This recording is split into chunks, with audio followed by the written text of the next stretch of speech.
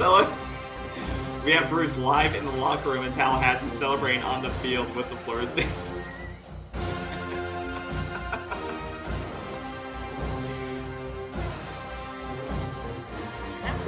And I don't know why, like, we were able to run the ball so well in the first half, especially to the left side, and then all of a sudden we started to abandon it. And like I said, there is some inconsistency. How are they going to approach this game? How are they going to beat this Florida State team? Well, we're going to break you guys. Okay, that's it. The show's over. In the story, we're going to break you guys. Look, and I'm joking, but it's true. Lord, the climb continues, KB. Oh my God! I am sweating. Look at my heart. Look. You know what? Yeah, I have so much to say. All right, welcome back to another episode of SeminolesSideline 365. Doing a day or two later than the actual live game because unfortunately that game ended at like 12:30 at night and it was 6-13. So I don't think anyone was going to watch that. Everyone was probably going to bed, as I was. But win is a win. I just wish the ACC network could get the crew together and get that under 2 hours, 2.5 hours, and not almost 4. But as always, I'm with the old man. I'm KB, and we're going to break down the good, bad, and potentially ugly from the game. But mostly, it was all good on Saturday night. How's it going, old man? Good. I was flying back from the betting capital of the world, Las Vegas, Nevada. And actually, I didn't think I was going to see the game. But on United Airlines, I was able to broadcast the game on my phone from their free internet. So it was on the ACC network, and I was able – I was able to get it through YouTube. Because YouTube TV, you have YouTube TV. No. I got it through YouTube, period. Oh, you found a stream? Like a guy stream? A stream. I don't quite understand how that all works. Maybe you and I could discuss that later. It had a bunch of Chinese names on it or something. That's how I watched a lot of games last year. I don't get it. But it was a perfect stream. That's great. So I saw all the relevant parts of the game up through the middle of the third quarter. Yeah. And then the plane landed and we headed for the barn here. Well, when you texted me when you landed, I said, we're still in the third quarter. It was 11:30. Yeah. Like we landed.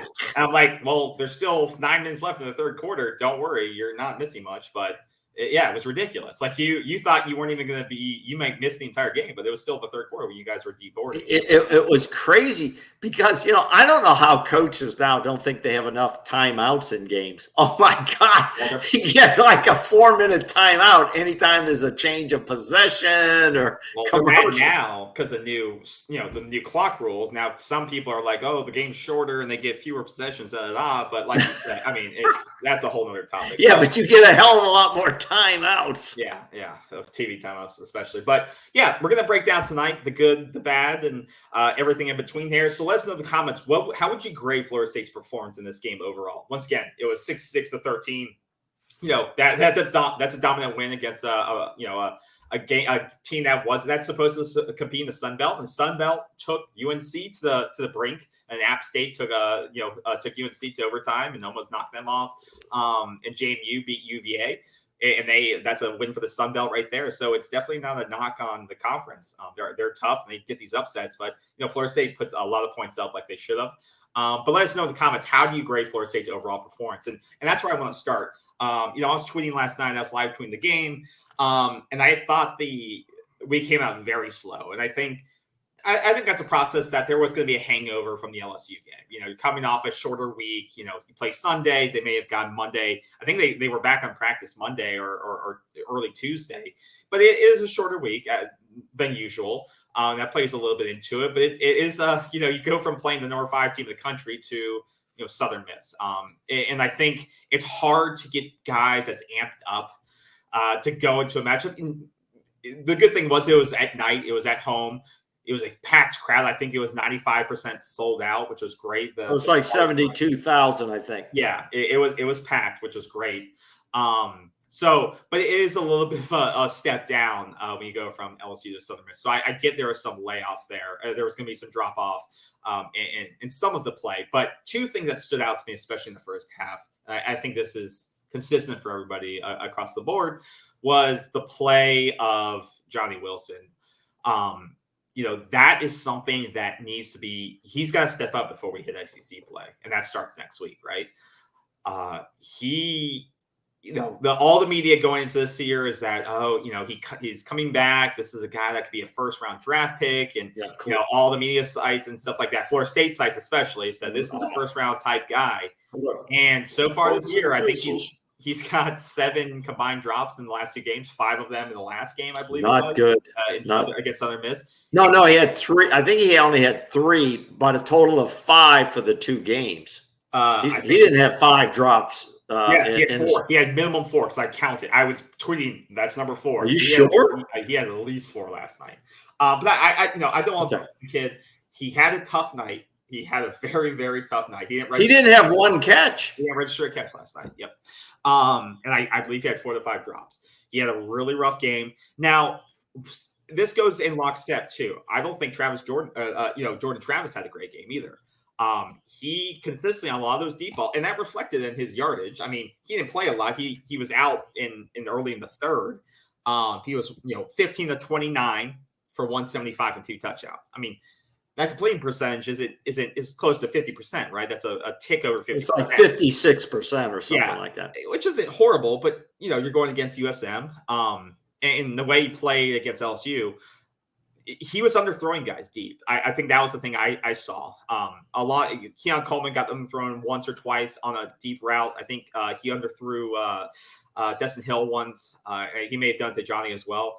Just the deep ball wasn't there for Travis. On Saturday night. Luckily, you didn't need it to be, right? You had opportunity. You had, your defense was locked down. They did not allow Billy Wiles and Frank Gore, especially Frank Gore, to get rolling. Frank Gore only had 31 total yards, and that was mostly, I think, when the foot was off the gas late in the second going to the third.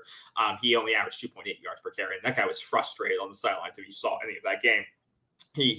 And they took him out pretty much. They took him out when the game was. Well, I think they took, and not to interrupt you, KB, but I think they took Gore out. I know we'll scatter around here on things, but they took Frank Gore Jr. out, I think, so they can save him for the conference. This game, 100%. Why would you leave a guy in there? And I say that a lot, and you and I don't always agree with it. And they took him out. He was frustrated because he wanted to have a big night. He wanted to play. He's a competitor. He didn't want to come out of the game. So that's a good reaction by him. But as a coach, smart move. I totally agree with you. Yeah, they have something. They're not playing for a national championship. They're playing for a conference championship. And they're a good team in the Sun Belt. And like you said, preserve his body, he plays a lot. You got to preserve his run count, right? And to your point, I think they have Tulane next week. That's a big game for them. Tulane had a big game this past weekend against Ole Miss, and they almost took them down. That game was very close in the fourth, down to the wire. So, in fact, Tulane was up by like 2 touchdowns. And it was close. The last minute, the score does not reflect what that game was. That was a touchdown game up until a couple of turnover there. That it was So they got a big game next week, and I think you're totally right. I think Bill Hall is like, we got this game. I like that guy. I like him. But to the point, I think the defensive back play by Southern Miss was decent too. They were in lockstep with a lot of those receivers. Not like any guy was wide open running down the field by themselves for the first half either. So Jordan needed to make some good leading throws down the field, and some of those balls were just a tick behind. It gave their defensive backs the ability to play the ball, and they played it. And they were contested balls. Exactly. Exactly. So that was the one thing. I think we're all a little disappointed in Wilson's play, but I think that's just the type of player he is. He's he shows up in big games. He had a couple of drops early in LSU, and the rest of the night he did it. He made some huge first downs, huge plays in that game that moved the sticks. And I think, like I said, I'm still love Johnny. He's still, I think, the number 2 receiver on this team behind Keon. And I don't think we should stop giving him the ball. The only thing I was disappointed on is that, he didn't get a catch in this game. That's kind of disappointing because I think they should have tried to, and I think Mike tried to before the third. he tried to get him a catch, like tried to get him back on the field and get something in his hands just mentally, because you want, that's the thing that I hope there's not a carryover. Like, because I feel like Johnny, just by seeing, he's not a very outspoken player, right?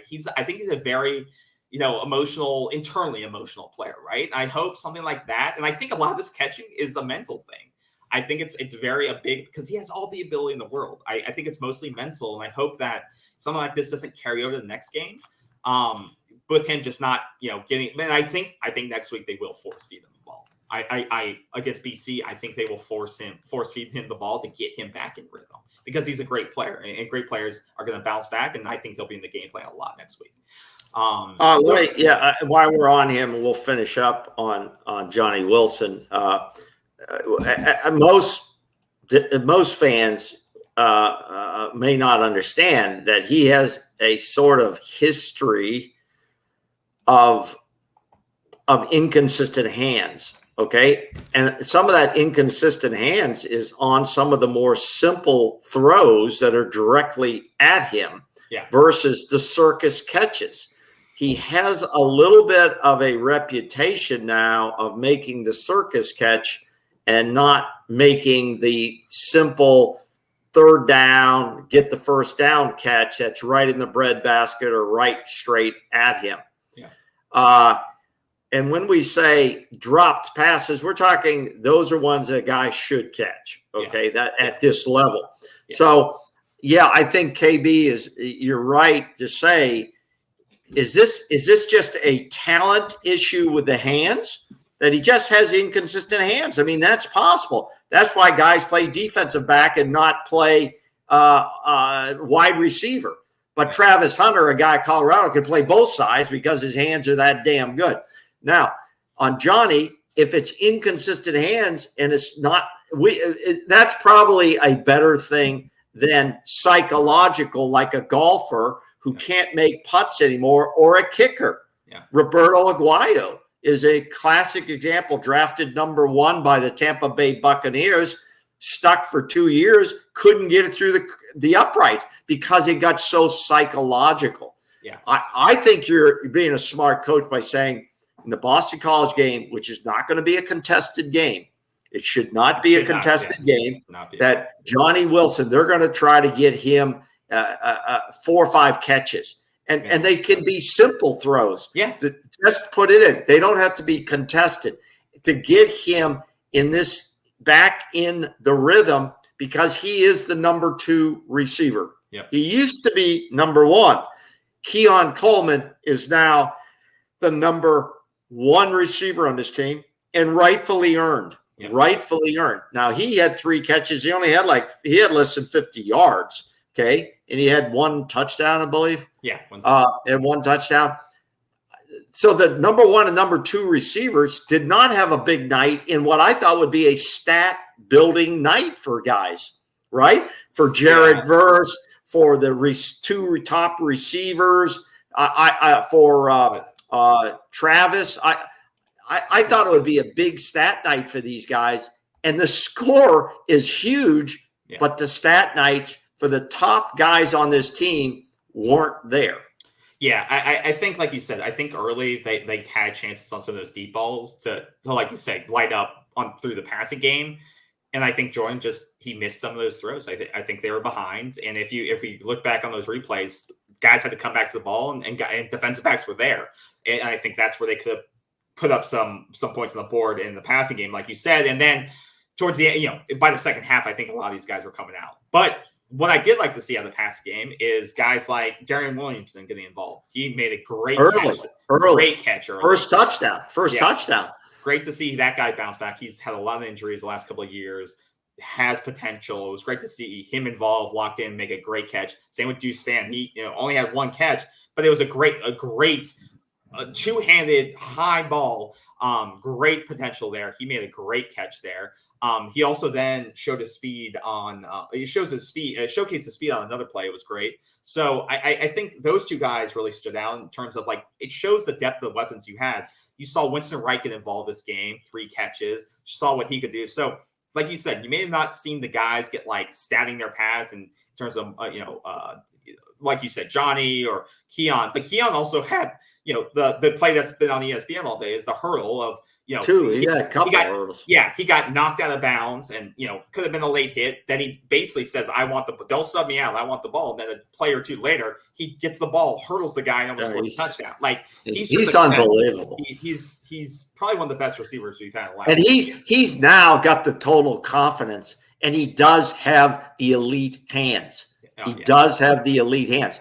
Now, I was a little, I don't want to say disappointed. How can we be disappointed with 66-13? There's no disappointment. No. But if people don't think Mike Norvell goes home thinking there's some things we need to fix, then you don't know football coaches. You don't know football coaches. They're good football coaches, winning football coaches, championship football coaches are always thinking, what can we do better? Yeah. How do I improve this team? What went wrong? He's not so concerned about 66 points. He's concerned about when I play the big teams on this schedule, how is this going to pan out? Yeah. Okay. So he is concerned about Johnny Wilson. He's also got to be, I'm a little questioning this would have been a perfect game to try to get more balls to these tight ends. Yes, Marquiston Douglas got in during mop-up time, but what happened to Kyle Morlock? What happened to Bell? Why aren't they seeing the ball a little bit more in this offense? Are they not getting open? Is it they're not being targeted? Especially on we had a lot of third down plays. Now, that's a little bit of a concern. Third down conversions. I think we had 4 of 12 third down conversions. Yeah. Check me on that. First of all, 12. If you have to have 12 third down conversions, that's a lot. And that's a salute to this Southern Miss defense, to be honest with you, that they forced the Noles into 12 third down plays, and we only converted 4 of them. That's less than 50%. 33%. Yeah. 33%. And then I know in the first half, there were 5 fourth downs that we had to try to convert, and we converted 4 of those, luckily. And some of them were circus plays by Jordan. Now, and I was a little concerned that even though I said this could be a 45-yard field goal, we're not putting those guys out there.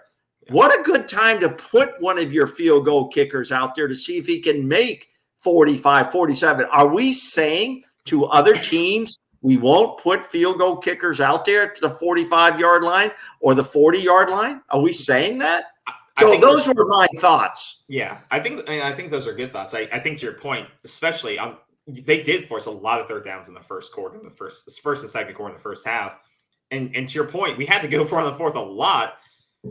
And luckily we did convert those, because this game could have been a little bit shakier, or you would have had to put your defense on the field a lot more. But defense did a very good job. I think it was disappointing to what you pointed out with Bell. He dropped the ball too. He got 1 target, I think, the entire night. He dropped it. He didn't have any catches either. No. He dropped his one catch. So to your point, I kept thinking in the first quarter, in some instances, second, I was like, Jordan had to scramble a lot to get open. And I'm like, why can nobody get open? Can nobody get open on Southern Miss defensive backs? Like, are these guys this good? Or why, to your point, like you just said, on these third downs, why can nobody get open?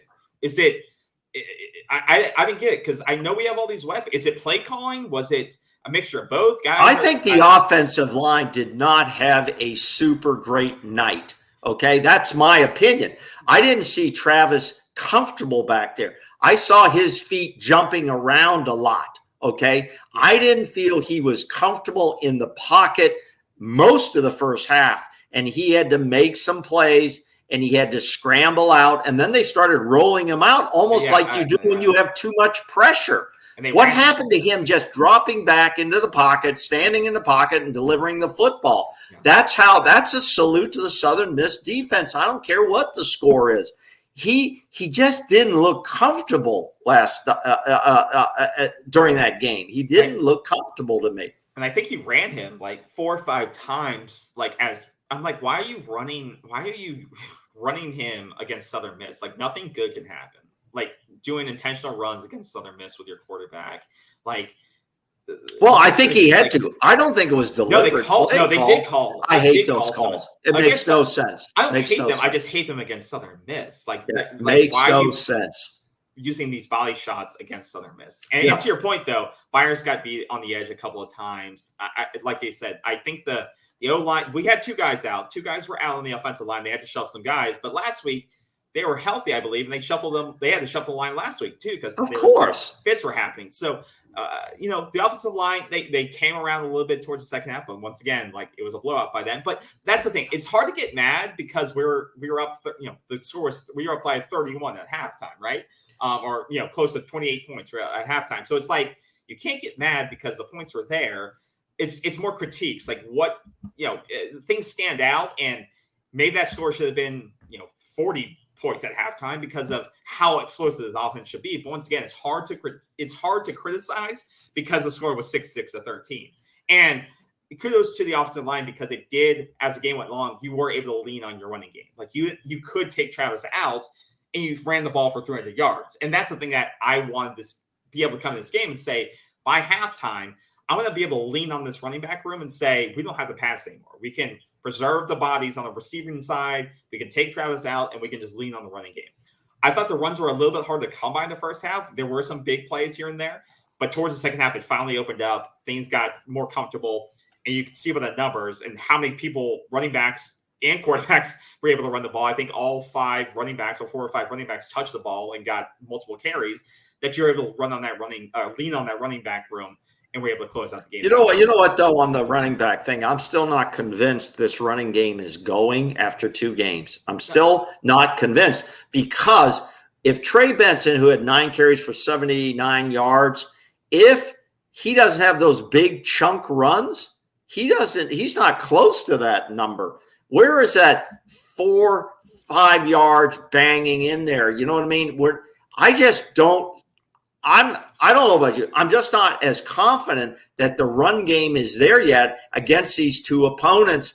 And the king of the hill is coming up in a couple of weeks. Yeah. So I am not convinced that the quarterback can stand there in the pocket for 4 seconds and deliver the ball with some confidence. He's not going to get smashed in the mouth. And I'm not convinced the running game is at full sync at this point. Well, people can call me negative. People can call me whatever they want. But I bet you Coach Norvell is having the same thoughts that I am. Well, I don't think you can't say he can't always stay in the pocket, because he did it against LSU. LSU, I don't think, recorded a sack against Florida State. Now, he had to scramble a couple of times. But, for the most part, Jordan Travis could, on place, stand in the pocket and deliver a pass. And guys caught it. So, and you play against a really good defensive line in LSU. So it's not like it hasn't happened. I think there's some consistency issues sometimes with the line. And like you said, we haven't been able to establish the run against a great team yet. You couldn't get the run game going against LSU. Once again, that's a very elite defensive line. And it took some time to get the running game going. So I agree with you. We haven't seen Trey Benson have that dominant 15-carry game, but I don't know if, once again, there was a lot of experimentation in the first half too. I saw a lot of plays in the first half of that game that I was like, where is this coming from? Why are we doing this? So I don't know if they were experimenting with things in the first half and new looks, and they were rotating a lot of guys in and out last night as well on the offensive side, especially with running backs. Like, there was a new guy in every single play, it seemed like, in the running back room, as well as with the receivers. So I don't know if that threw people off too, because it is hard to get in a rhythm when you're being taken out. Do you feel there's pressure on the staff to get people in, to keep their heads in on this game and on the team to be a contributor?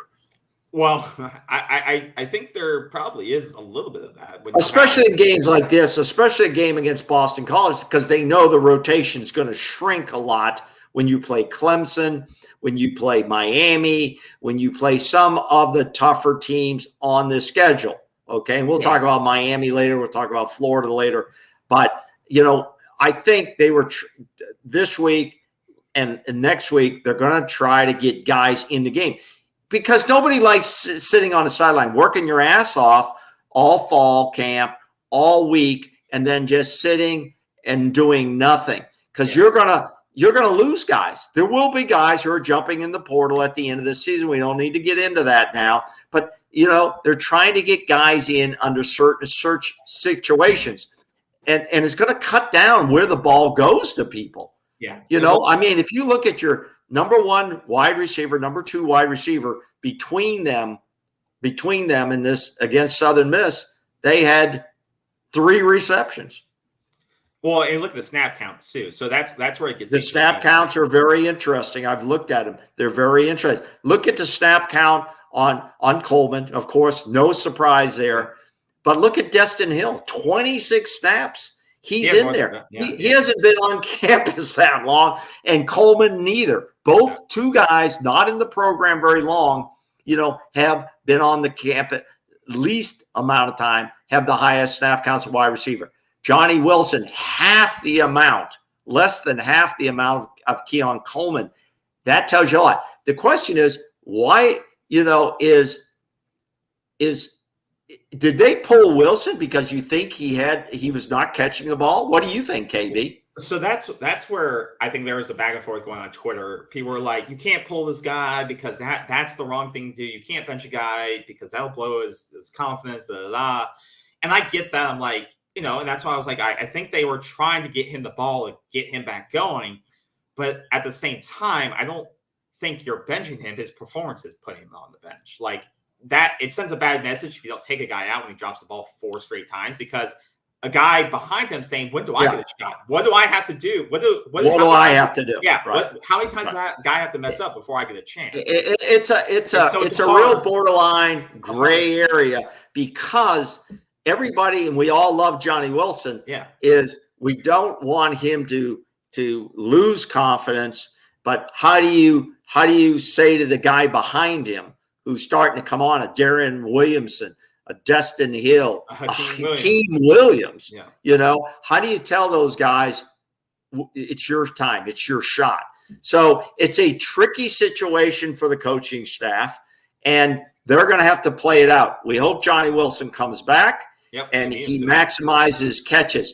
Yep. I've heard a lot of news, and I've been listening to the media, FSU media, and they all think, well, Johnny just drops the easy ones. Well, what if he drops a big one in a big game, in a big situation that's clearly on the game's on the line? Yeah. So I don't buy into this, well, he just drops the easy one. He always makes the big catches. I don't believe in that. I don't think that happens that way. I think you're either consistent or you're not. And there's others keep saying, well, it won't matter. He's going to go to the NFL and be in the pros anyways. Let me tell you about that. If he's dropping balls in practice in the pros, he's not even going to be there.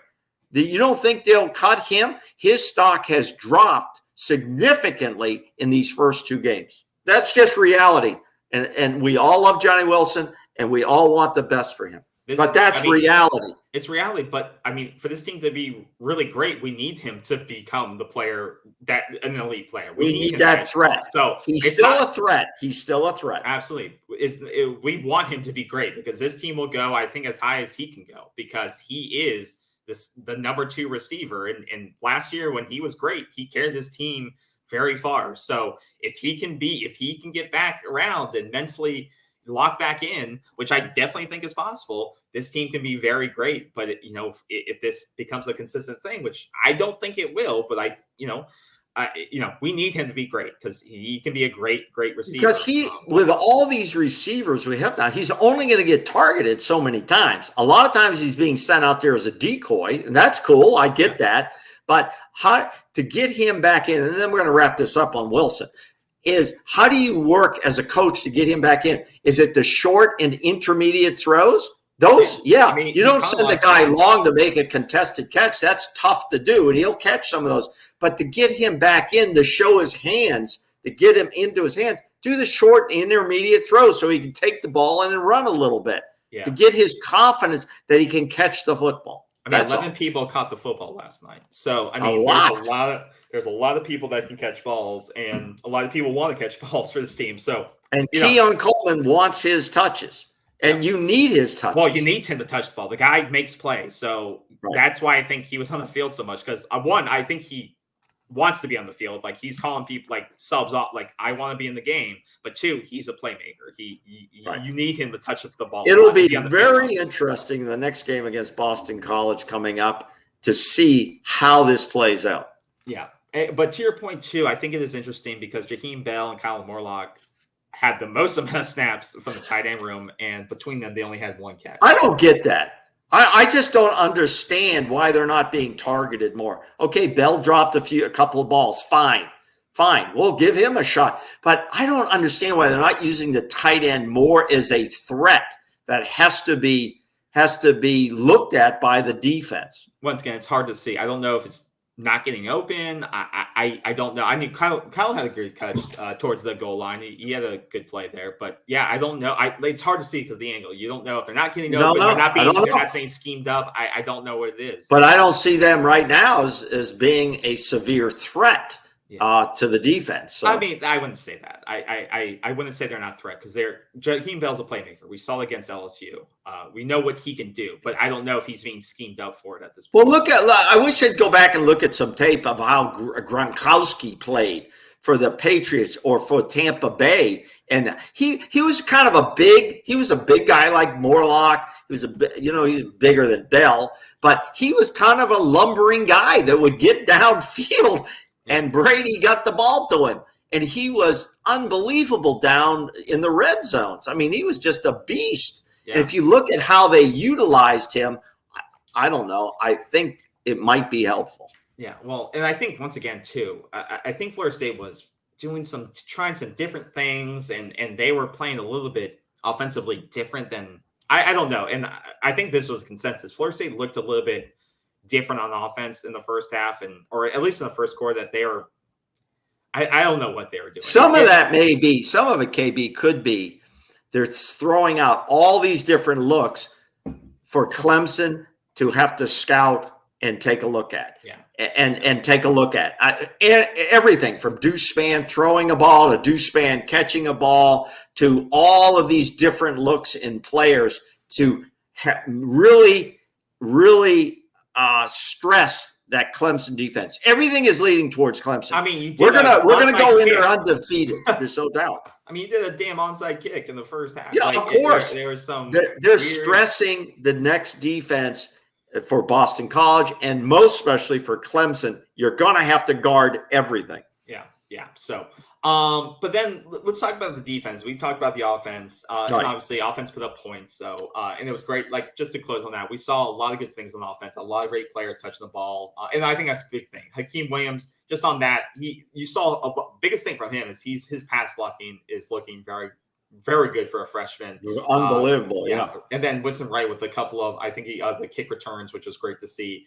No one dropped the ball in the punt or kick return game, which is awesome. That's positive. So that is positive. And Keon Coleman looked good in the punt return game. Kicking game was good. The kicking game was good. All PATs. We had one field goal. So all of that was good. Same for Darius Jacobs, freshman, score a touchdown. That's always good. So, yeah, a lot of good players, a lot of freshmen. It was good to see Keziah in the game, too. He looked explosive. Holmes in the game. He looked explosive, which is great. And then because he's going to be a leading running back next season.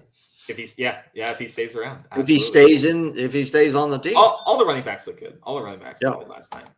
And then Tate Rodmakers, threw a couple of touchdowns in mop-up duty, but he controlled the offense. 3 for 3, 2 touchdowns, led the offense. Yeah, all the quarterbacks got in. Quarterbacks got in. Yeah, so that was good. And they cleaned up a lot of the penalties. I don't think they had many penalty yards against them last, which was good. And Southern Miss they're drawing a lot, so Florida State kept themselves in check. On the defensive end, no real complaints. I have a thought on that. Delete this. I have a thought on this. Okay, what is that? Fabian Lovett, 11 snaps. Why is that? You didn't need them past a certain point. 11 snaps? I mean, 11 snaps. Fabian Lovett had 11 snaps if you look at the snap count. And I looked at it. Tell me I'm wrong. Uh, 11. yeah. I mean, Okay. yeah, the same as Dennis Briggs. Okay. Joshua and Farmer, Fisk. Once again, look how many people they're rotating out. The defense wasn't on the field. No, I get that. On the field a lot. I get that. I would expect, though, Fabian Lovett to be in the game more. He didn't have to be in this game more. No, he didn't. That's it's also a conditioning thing as well for all the linemen.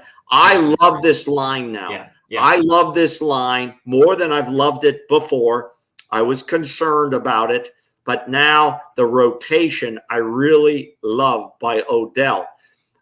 Fisk, Farmer, Malcolm Ray, Briggs, Lovett, and then other guys who are backing them up. I mean, Daniel Lyons got 16 snaps. He got 16 snaps. Young guy. So, I just have not seen the domination of a Fabian Lovett that everybody talks about. I just have not seen that yet. And but he's in a good rotation. It's about team. It's about winning, and that's the bottom line. I'm not going to worry about everybody's NFL career or who's going to be a first rounder and all this other crap you hear from the media. So this defensive line now is being kept fresh, especially early in the season, working into place. It'll be interesting to see how it moves forward, and no major injuries coming out of the first 2 games. That's the biggest thing is health. Well, on the defensive tackle line, Akeem Dent, left the game with the hamstring injury. So we hope for him that he's healthy. I think he will not play against Boston College. And who will take his place? Well, Brown, or he's already playing. No, he's already playing. So I know that with Akeem Dent, I think they're saying Hussey played 33 snaps. Howard Hussey looked really good. He almost had an interception. He almost had a pick. Hit the ground. Really well. He broke that ball really well. Yeah. For a true freshman. So he played 33 snaps. Yeah, I think, I don't know, with Akeem Dent. Joseph played 31. I know that it was great that the young defensive guys got to come in. I don't know if it's Kevin Knowles that will step up for Akeem, or it will be, Ashland Barker. I don't know. It could be. They want Akeem for Clemson. And they'll rest him against Boston College. Yeah. That's how this is going to play. They don't need Akeem Dent to beat Boston College. But this is what you wanted out of last night. Conrad Hussey, 33. Kadarius Jones, look at that. 31. Edwin Jones, this snaps right here for those guys is what you wanted last night. Same with Ashland Barker, 21. Yep. Like Samuel Rawls, 13. Yeah. Like those young guys, that's experience against a team. Southern Miss played their starting quarterback through the fourth. So they were still playing. They're starting, which is great for Florida State, that you had a starting Sun Belt quarterback still throwing to his guys, and you had your backups in. So those are invaluable reps for those guys. And I think Southern Miss played their quarterback because he's relatively inexperienced himself. Yeah. So it was great reps against a top 5 team in the country, and now a top 3 team in the country. Yeah. Okay. That he got valuable reps going into his conference play. Yeah, and I towards the end they were driving. I forget if it was Edwin Joseph or Rawls, but he threw it. Their quarterback threw it up as like a fade to the back of the end zone. The only person I saw this do all night, he trailed the receiver to the back of the end zone and actually turned his body to locate the ball. Yeah, and should have made a pick. That's the only thing it's I hard have to do. Issues with the defense back for Florida State. They haven't been looking to locate the ball or even turn their head to see the ball. They tend to just look, kind of put their hands up, and it's going to get them in trouble in these games where they're getting called for pass interference. But one of these guys, I forget if it was Edwin Joseph or Jabril, one of these freshmen, but he actually was able to jump up and turn around and make a play on the ball. It was perfect. I love the play that he made for a young guy like that. It was textbook. I loved it. So kudos to them. And Patrick Surtain for getting those young guys in. And I think the point is here, I think the defense looked much better than the offense, even though we put up 66 points. I felt more confident coming out of the game with this defense, especially the defensive line. And look at Blake Nicholson. He was in the game, Yeah. Yeah, you put Blake Nicholson play. I think Omar Graham was in the game. He was in early. Yes, he played in the first half. Yeah. Lundy looked good. Kalen DeLoach with a big sack. They used him as that linebacker. Tatum's always consistent. Yeah, I didn't hear Tatum's late. I thought he was playing, but I think it was good that you could rest some of these guys. They're resting these guys. But it was great to see Justin Cryer, the freshman from who decommitted from Northwestern. He got in. So yeah, you got a lot of reps for these freshmen as well, like you said. Well, they know, the coaching staff knows, KB, that they have to keep guys mentally in the game by getting them in when they can. Plus, if they're confident enough to put them in the game, the rotation, like the defensive line and the edge rushers, that is a constant pressure on a team that doesn't have that type of depth. And it's great. You're developing guys, you're keeping guys mentally in the process and playing. And you only don't put a guy out there if you don't think he knows what he's doing. Well, that's the thing. So, that's the thing. It's also a measurement of where they are mentally. Like, how far is their development along? Like, you can see in practice, but you're practicing against yourself. So, but when you put them in a live game situation, see like how far is their skill level along? Like, when I put them in a game situation, can they actually do what I've been teaching them along? And then they can go back and look at the tape and show guys, okay, should have been here, should have been not as deep. We didn't get hurt there, and so on. Exactly. And so it's how you keep guys in the game. It's how you keep guys out of the portal. Yeah, exactly. Because then they know as a player, I do need to work on this. I got to be here. I know I actually need to work on it. Coaches and just exactly. So I think it's great, and I think Blake Nicholson and I saw people talk about like he's fast. Like he just needs to get bigger. He does need to get more physically. He's fast. Yes, in the program. So with Omar looks good, but Blake especially, he has the talent. You can see. Yeah, I want to see Blake look like Amari Gaynor did. Who's now in North Carolina? Did you? He was so stone chiseled, and or a Lundy. Yes, Blake needs to have that development in the program. He'll get that. Yeah, exactly. But yeah, and then defensive end wise, you see the snap count here. I didn't have any issues with them. Once again, it wasn't a big sack night. Dennis Briggs was your only interior. We had 2 sacks, right? Yeah, so Briggs and the Caleb Loach from the linebacker room. But honestly, I think sacks are one of those numbers where it doesn't tell the full story. The defensive line played, and the thing is, the Southern Miss side did a good job of getting out the ball fast. Like that pocket was collapsing, and he had to get rid of the ball quickly. Like we talked about in the preview show. Yeah. Patrick Payton played well. I think he got called for one penalty for going a little bit too quickly, he had a rough in the passer. But Byron Turner, he made some impactful plays. Jane Jones, first time this season, he's gotten snaps. He didn't play the first game. But once again, Dante Anderson, Jaden Jones got some playing time. Gilbert Edmond got some more playing time this game. 3 guys, Xavier Peters got a little bit of playing time. Some of these guys you've never heard of got some playing time. So once again, you got to try out some of these new guys, especially Jaden Jones, who they really like. I think he's a JUCO guy, and Dante Anderson, who a lot of people like a lot as well. More playing time, more reps to these guys. Also, Jared Verse doesn't get hurt. Byron Turner, gets to develop more. Gilbert Edmonds doesn't get hurt. So you got to rotate a lot more guys. Nobody gets hurt. You got to keep them, get conditioned up. Don't have to overuse them. I think it was good. Doesn't matter if Jared Verse doesn't get 3 sacks. They have to double team. They still have to double team all night. They're disruptive. You don't have to have sacks in order to. No, we don't, and we often don't account for the real pressures that they put on. When the pocket collapses, or a Fisk is coming through the middle versus coming on the edge, or some other person.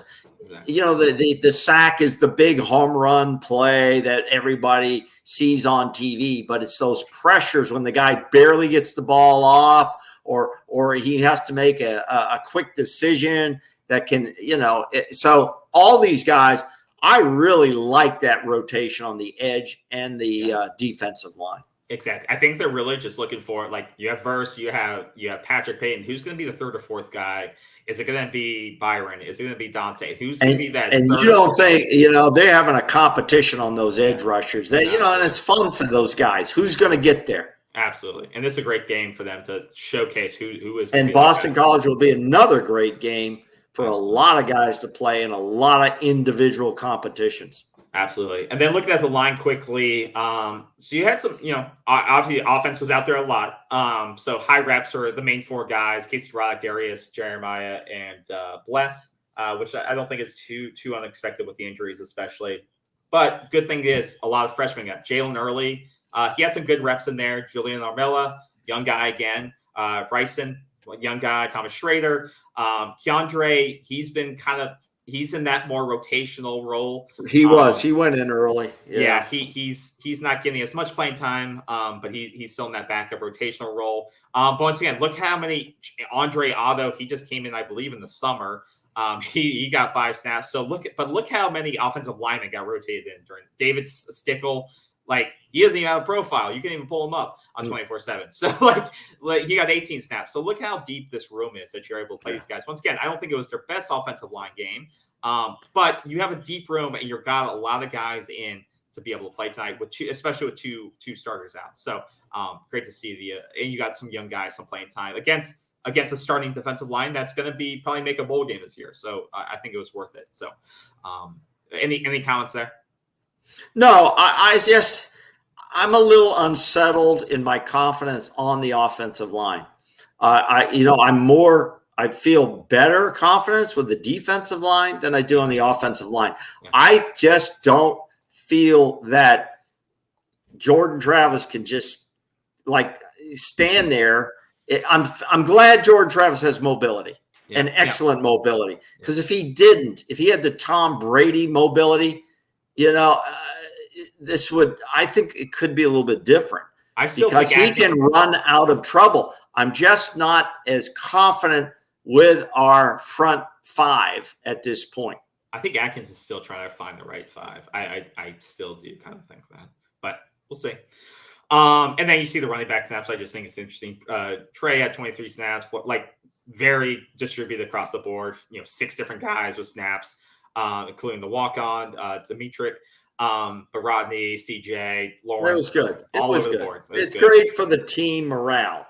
But it's great for team morale. The interesting one that I think a lot of people thought interesting was Brock came in before AJ. Mm-hmm. And people were like, "Oh, AJ's definitely going to transfer now because Brock came in before he." I don't know if it's that deep, but I think one of those two will definitely be transferring after the season. That's just my thoughts with Luke coming in. Yeah, but I don't think we need to dive into that. No. We will after the end of the season. We'll probably do a prediction of who's going to leave.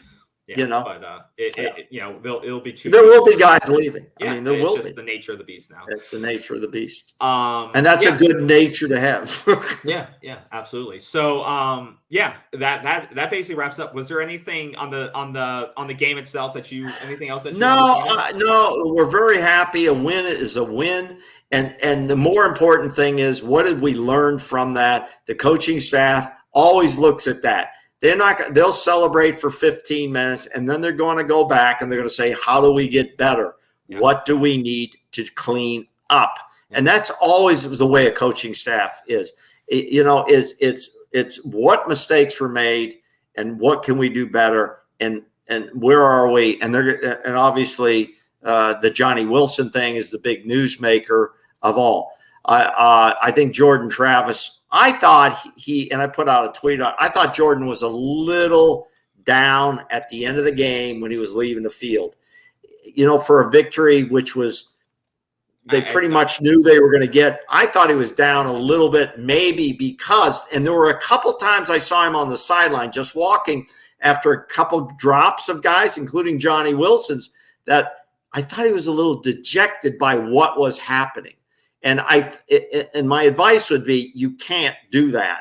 You've got to stay up. I'm just saying what my observation was, that you don't have to agree. No one has to agree. I just hope he's not dejected because his numbers weren't more, or I think I just lost the Heisman or some crap like that. I think he's a competitor. He is a competitor. And I think some of that dejection I saw was guys were dropping the football. I think he's mad that guys are dropping the ball, and I think he's mad we didn't just score every time. I think that's more of it. Not right. I don't think it's giving my observation. About I should have had 500 passing yards. I think it's more about we should be catching every ball that I throw. If I put it there, and I think it's 2. He probably knew I underthrew some balls, so I think it's more the competitive mindset versus. Right. I don't think that's all. That's just a limited observation. No big deal. Yeah. But the big thing, to your point, is more than 40 newcomers played for this. It was like 100 guys. Almost the entire last year's recruiting class played last night, which is great. So, which is great. Yeah, that'll wrap. Let's talk about Miami over Texas A&M. Yeah, I don't. We can talk about those two. Like I said, I don't want to go too deep into them because I really don't care, and I didn't watch either of them. So, well, you should care. But I didn't watch them, so I'm not going to give some educated. Well, I do. I watched it. I watched some of it. Well, yeah, I watched some of it. Well, I thought it was one of the best games I've seen Miami play.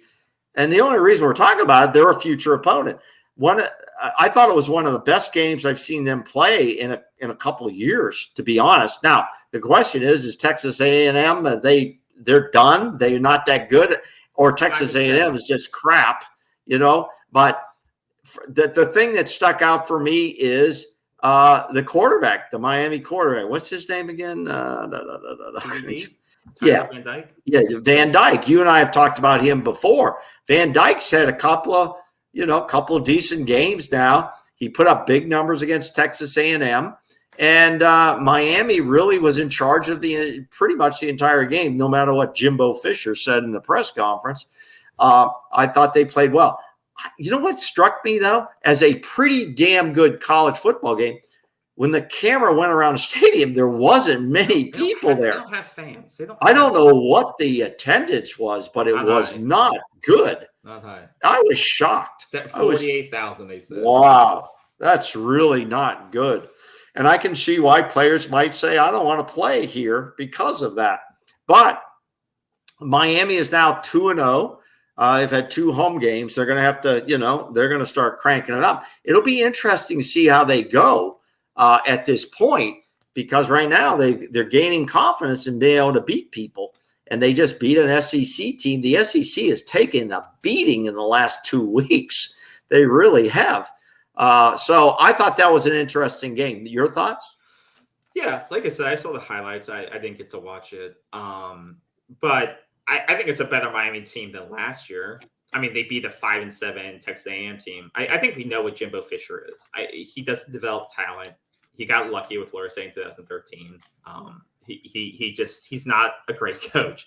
And I think we know what I don't think Texas A&M is probably a 6-win team again, even though they're stacked with 5-star talent. So they gave up 33 points to Texas A&M at home. I think that's a good sign for Florida State that regardless of that, Miami gave up a lot of good points, but Miami put up a lot of good points. They also brought in a lot of good transfer talent in receiver wise. So I think, Miami did a good job of retooling their offense to help TVD out this year. And TVD, I think, is a quality quarterback for the ACC. I don't think he's a top 5 college quarterback, but he can definitely throw the damn ball if he's healthy. And they brought in some receivers to help him. With Ray, and they still have Restrepo and Jalen, and they got some talent now around him, and they retooled their offensive line, which is one of the worst in the ACC last year. So between those things, they're going to be able to put up some offense. So I think that's the thing that Florida State has to be aware of, that this team can put up numbers if you don't get to the quarterback, and it's going to be a little bit more difficult this year to get to the quarterback because of that retooled offensive line. I mean, they brought in 2 senior transfers, and then they got Francis Mayauga. Sorry if I'm mispronouncing that, the true freshman who's on their line. So, they've retooled. It's going to be a little bit tougher than last year, guys. But I think now with our retool, but we get them at home. Yeah, we get them at home. We've retooled our defensive line to be a lot stronger, and I think if barring injuries, we have a pretty good defensive backs as well. So I think it'll be a good matchup. But Games played out. Played out, right? Yeah, the other game, Florida played McNeese State. That was a no-brainer there. Of course, they beat up McNeese State. So there's not really much to talk about there because they haven't learned anything about their team, really. One thing to point out about Miami is that, they still have some struggles running the ball. So that is they did. They did struggle running the ball. That is what you have to, keep watching about this team. Can they still struggle to run the ball the next couple of weeks leading up to Florida State? So because if they struggle with that, and Florida State has shown that they so far are having really good run defense. And our defense is better than A&M's, without a doubt. Absolutely. So if they really struggle there, that will be check mark for Florida State. And, we have the edge rushers to get to TBD. Any thoughts on the Florida game? I didn't take anything away from that. That was a joke. That's a cupcake game for them to get a win, and that's what that was. Yeah. Now, Clemson obviously beat up. Who did they play? Did they play McNeese, or was it Florida who played McNeese? I can't remember. No, Clemson played the College of Charleston. Charleston. Oh, Charleston Southern. That's right. Of course, they beat the hell out of them after they got beat up by Duke. So we don't quite know what Clemson has at this point. But in 2 weeks, we're both going to find out. We're going to go into Clemson, and we're going to try to take down the King of the Hill. I mean, that game for Clemson was 24-17 at halftime. Yeah, it was close. So Clemson has some struggles. And what I'm very interested in is to see how long these struggles last. Because as we know, Dabo is the guy who says, I don't believe in the portal. I believe in raising my own kids here through the high school ranks and development and blah, blah, blah.